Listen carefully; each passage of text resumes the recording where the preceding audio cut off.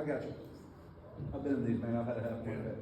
Here's my biggest question when you start looking at some of your hybrid type players. What is your most important position in your defense, and how do you look for that type of player? The Mike linebacker is the most important because he is the center of everything. So that guy has to be number one. He's got to be a smart football player. Doesn't have to be a smart person. He's got to be a smart football player. Okay. So if he's a smart person, that's a plus. Okay. But if he's a smart football player, that's what we're looking for. And with that, he's in control. He's making all of our front calls. So he's looking at the offensive formation. That's how we, when we design everything, we set our front based on what we see. So I make a call, and they get the call. Well, the front may change based on how the offense comes out. So he's got to be able to recognize that right away and get the other guys right. So, and it's not so much he's got to get the whole other 10 right, he's got to get about 2 or 3 other linebackers right and make sure everybody's situated pre-snap.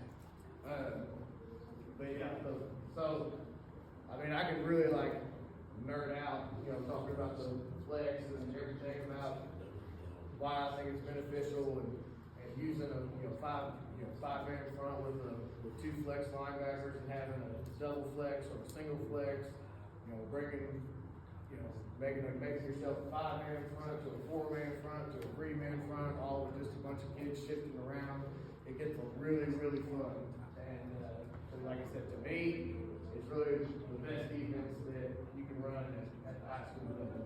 And I do have some film of it when we get around to it, if we can get it fixed.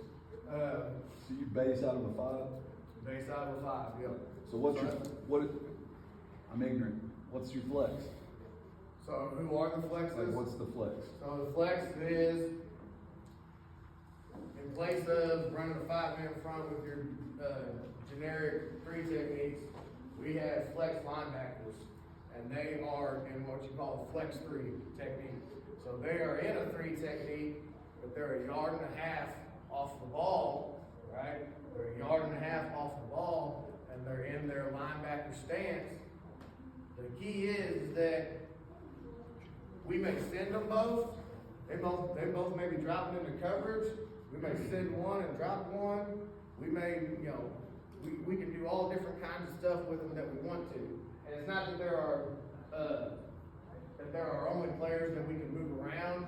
It's just that it creates, first off for us, it creates an identity on defense. Our kids buy into the flex. They love it. They love playing in it.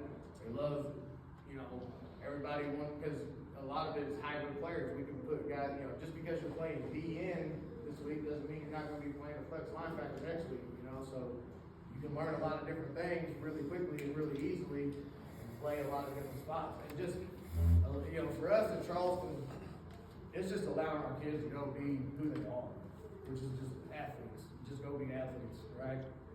Once again, boot heel, if you understand, like, if we just let them go be athletes, there's going to be some dangerous things happen, right?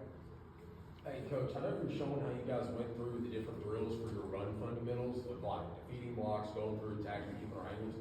Do you guys do some of those same style of drills when you start talking about different techniques and how you want guys to play the pass coverage? Oh, yeah, absolutely. Okay. When you break those down, do you break them down more for who's going to be like inside or underneath defenders as opposed to the deep guys? Or is it just we're running some positional techniques? Yes. So to like, and the way we ran it this year, one of our flexes he was really good at engaging and going and getting a quick get off and he had D-line moves, but he was built like a linebacker, right? So he had D-line technique, but he was built like a linebacker. So a lot of times he was the one going.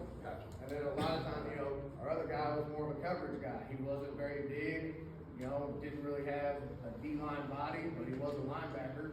But when he's flexed up here looking like he's blitzing every time, it just can, confuse everybody. Are they reading? Your Yes. flex guys? Yes. They have, so they got their key, they line up in their flex 3. So one of them is gonna have a cover responsibility, one of them will have a go responsibility, or vice versa, you know, we can drop them, do whatever. But they have different, based on the offensive formation, how we set the front. One of them's gotta cover the back, one of them's gotta blitz, one of them has to maybe wall and spot drop. You know, one of them may wall and spot drop on the other side.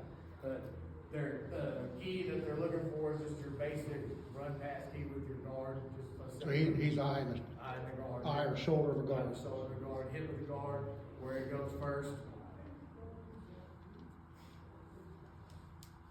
I think eventually it's gonna come back on. With that flex, they pull, straight on the top, or they follow it? We have what we call bonus, so we don't, you know, chase it down. So it is a straight over the top.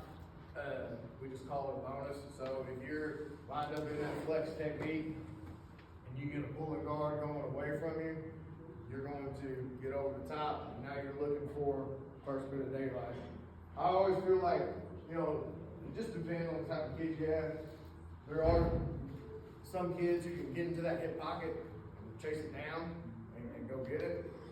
I feel like sometimes that's pretty rare, you know, so just when you get that pulling guard, to me too, it's the math of it. Now, can they false pull? Yes, some people can do that, but it's the math of it. If you're gonna pull one and try to get this guy over here, why am I gonna chase that guy?